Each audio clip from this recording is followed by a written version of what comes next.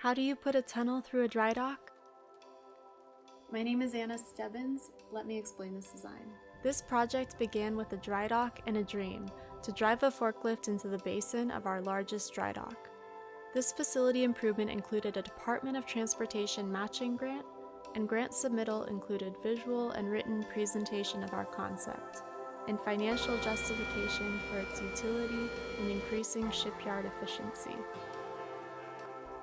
A dry dock lifts vessels to access repairs, so we needed our design to preserve watertight integrity and accommodate both dramatic and discrete changes in dry dock position. Modeling included scaling 1940s vintage drawings against current measurements, and critical dimensions were revised to accommodate a 10-degree maximum angle for forklift transit. The tunnel would need to traverse a cavernous tank, so a pre-installed support assembly features bulkhead landings, an intermediary support column, and runners on which the tunnel could slide into its inward and downward angled position. The tunnel assembly included excess length to the basin end, pre-cut waterside plates, and staggered angles for installation of watertight enclosures. Prior to tunnel installation, the dry dock platform was installed onto the outside of the dry dock, providing a work surface and a landing for the pier ramp design.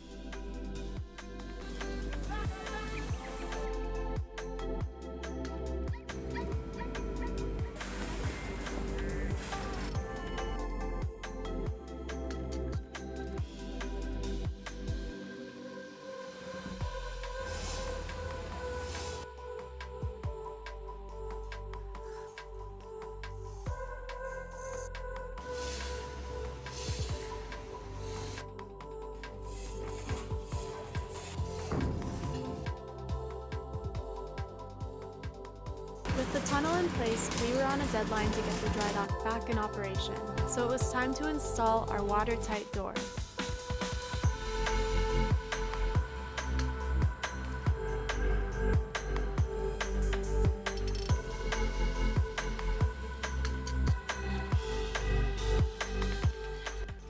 Between landing platforms, rectangular ramp sections were placed securely onto their next level. The assembly was later finished with a stairway and handrails.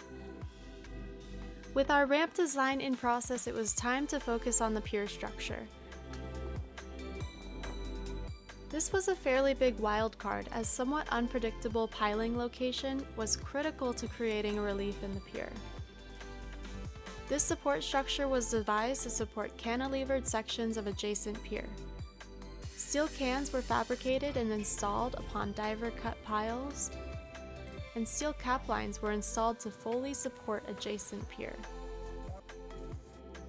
On one side, the ramp mount receives a series of half pipes acting as a pin for rotation. Drilled plates were embedded into ramp beams, and a series of high-strength rollers were secured by large pins threaded in-house. Each foot was assembled with clearance to absorb rotation. When the dock goes down, the ramp rests, leaving the ramp to be picked back up by the raised dock. The gangway landing moves with the pier ramp, a stair tower provides access, and a sequence of overhead ramps create a smooth walkway. To take traffic into the tunnel without damage to the watertight door frame, one hinged assembly rotates up into the overhead for the watertight door to close, and the other hinge buffers the door frame from the inside of the tunnel.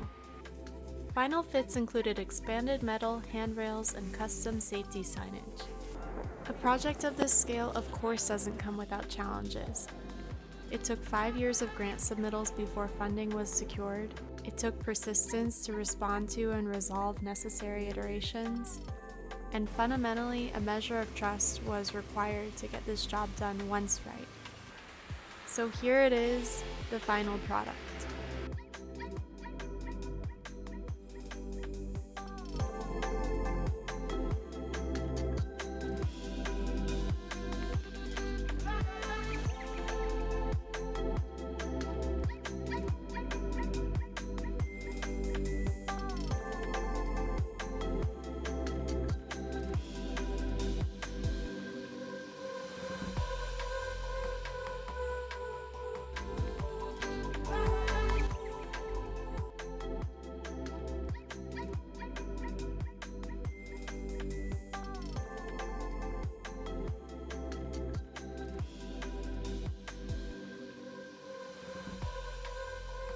I hope you enjoyed seeing this process of designing something that for a long time was an aspiration and now we get to enjoy day by day. We sincerely thank our state politicians for endorsing this grant, our grant writer for her tenacity, our maritime engineer for his support, and above all, we thank our craftspeople who saw this design into fruition. And a bottle of champagne.